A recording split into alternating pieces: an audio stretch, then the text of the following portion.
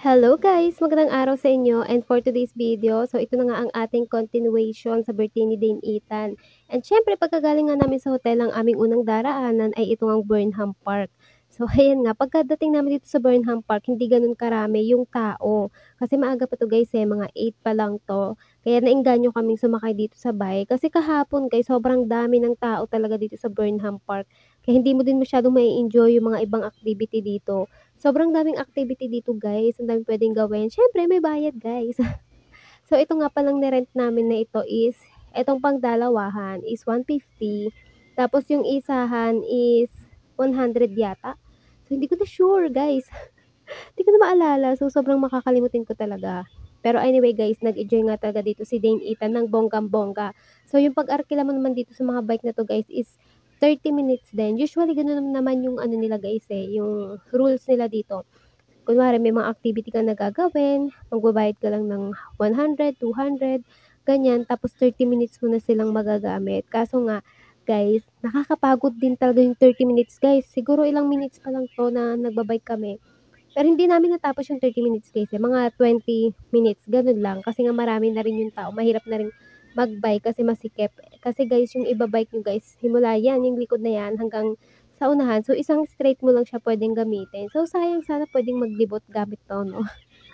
Akala ko nga guys, konti lang yung tao today kasi nga Monday na to and may mga pasok na yung mga estudyante, 'di ba? Kaya konti na lang siguro yung mga namamasyal. Pero mali pala ako guys, so sobrang dami din talaga ng turista dito sa Baguio.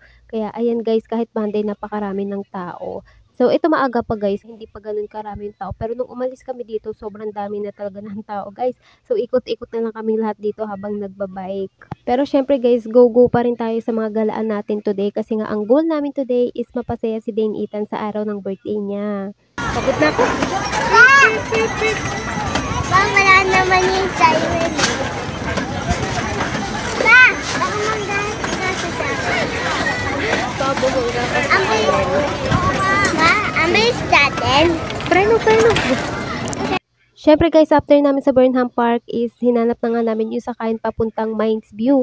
So ito yan guys, sa tapat lang siya ng land bank. So buti na nga lang din merong land bank dito guys kasi nag-withdraw na rin kami ng pera. Kasi nga kinapos na guys yung ipon ko. Nalagas na guys sa isang gabi lang, grabe.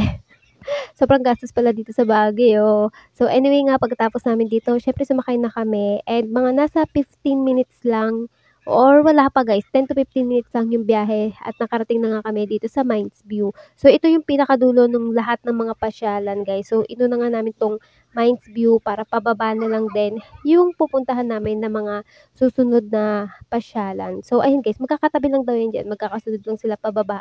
So para siyang bundok, tas pababa, ganun. Ang entrance nga pala dito is 10 sa mga adult and 5 pesos naman sa mga bata. O diba guys, ang mura. So ito yata yung pinakamurang bayad dito sa pasyalan guys.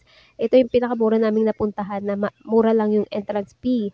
So pagkapasok mo nga dito guys, sobrang dami rin ng mabibili ng mga souvenir. Ayan guys, ang dami niyan guys, hanggang pababayan doon. Tapos nga, ang pinakapinunta talaga namin dito guys sa Mines View is yung horse. Kasi nga, before, so tinatanong nga namin si Tantan kung anong gusto niya pumunta sa horse. So yun talaga yung plan namin dito, pasakay si Dane Ethan sa horse. Ito namang asawa ko guys, pagkapasok namin, nakita niya nga yung taho and gusto niya nga itry yung strawberry taho na pinagmamalaki dito sa Baguio.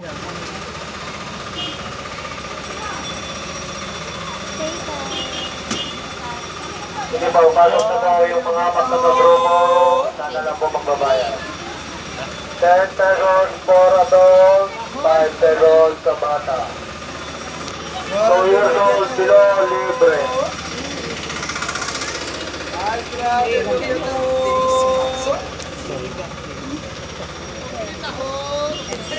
₱50 nga pala yung taho guys, pero masarap siya guys. Sulit natin sa ₱50. And anyway guys, ito na nga yung part na pinaka-excited kami. Kaso ang ending guys, takot si Dane Ethan sa kabayo. So ayun guys, nahirapan kaming papicturean siya dun sa kabayo. Tapos ayun, pinilit lang namin siya.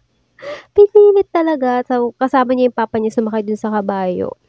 Pero ayun guys, nakapag-picture naman sila kasi hindi siya tumitingin kasi nga natatakot siya dun sa kabayo.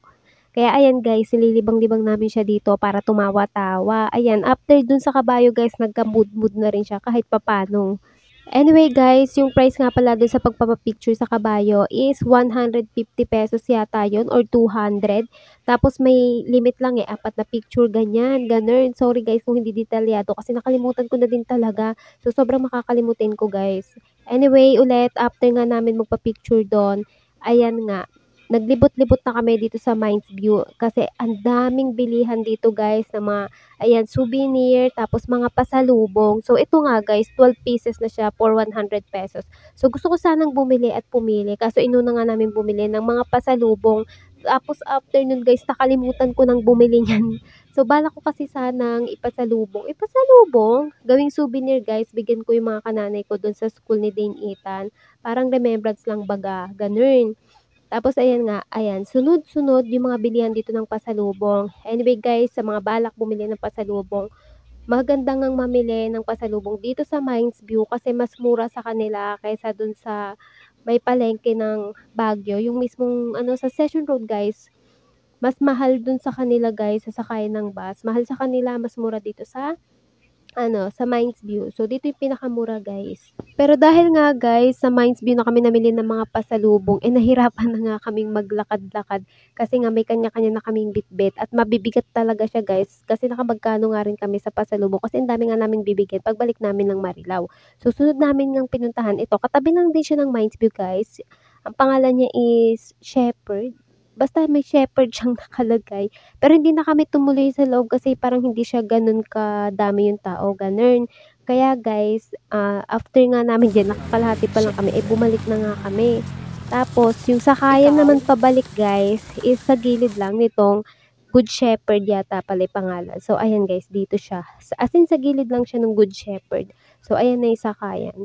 So, ayan guys, hanggang dito na lang muna ang aking video kasi mahaba pa to guys. Sa next vlog ko na lang i-details, ikukwento yung sunod naming pinuntahan na pasyalan. So, ayun guys. Thank you again for watching. Bye!